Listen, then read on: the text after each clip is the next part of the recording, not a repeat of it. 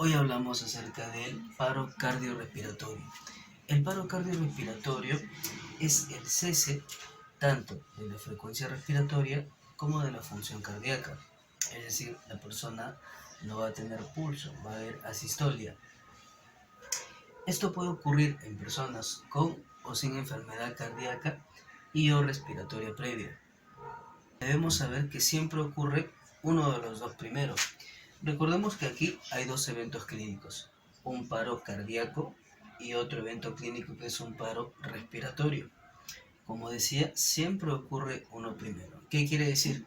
Que puede ocurrir en primera instancia el paro respiratorio o puede ocurrir en primera instancia el paro cardíaco.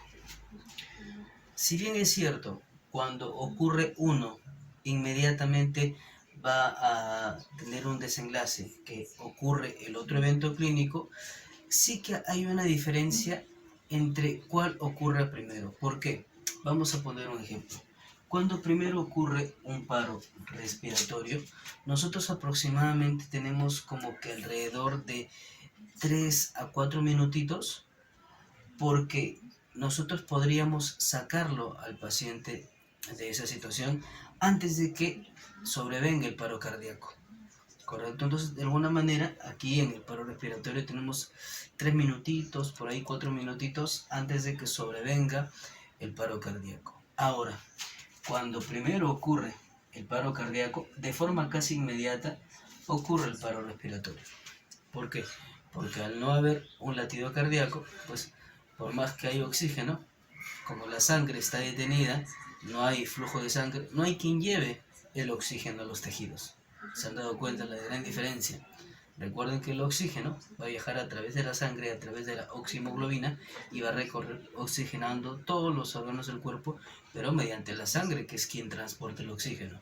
Si esa sangre no está circulando, pues evidentemente no hay oxígeno. Por eso es que cuando hay un paro cardíaco, casi de forma inmediata, sobreviene un paro respiratorio.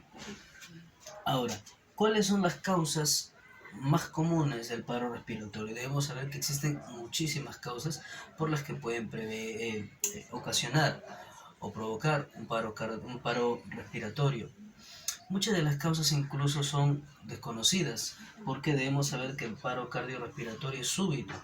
Una persona podría estar o no enferma de alguna enfermedad cardíaca, como ya bien expliqué, y sin enfermedad alguna podría de forma inmediata tener este paro, de forma muy súbita.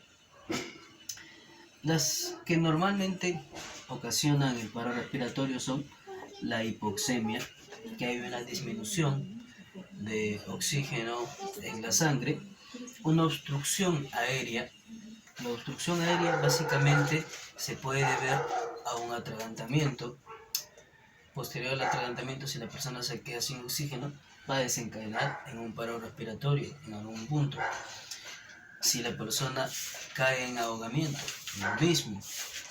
Una embolia pulmonar también puede ocasionar un paro respiratorio, quemaduras cuando son muy graves, una tremenda extensión de quemaduras con tercer grado va a ser terrible, traumatismos, lo mismo, y el shock va a ocasionar también que una persona pueda caer en paro respiratorio. Como les dije, son muchas causas, pero estas son las que con más frecuencia provocan un paro respiratorio.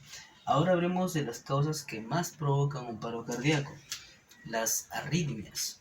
Vamos a ver que aquí, para que ocurra un paro cardíaco, básicamente hay un tema específico.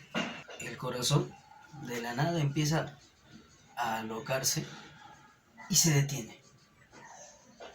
Cuando pasa ese suceso, eso se denomina fibrilación ventricular. Voy a colocarlo aquí.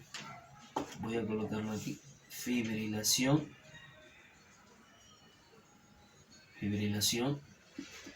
ventricular.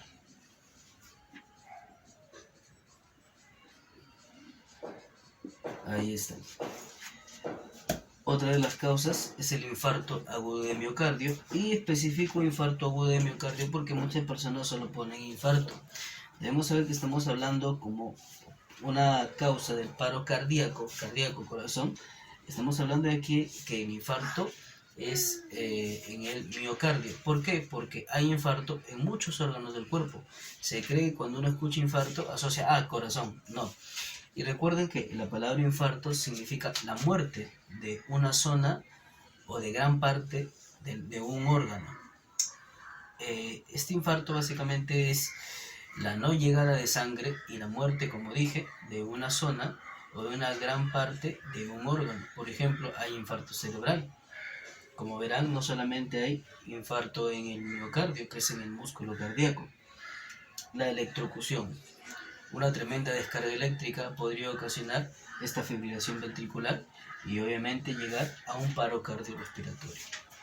Toda persona que tenga un paro cardiorrespiratorio en primera instancia tiene que ser diagnosticada como paro cardiorrespiratorio. Y esto se hace muy fácil.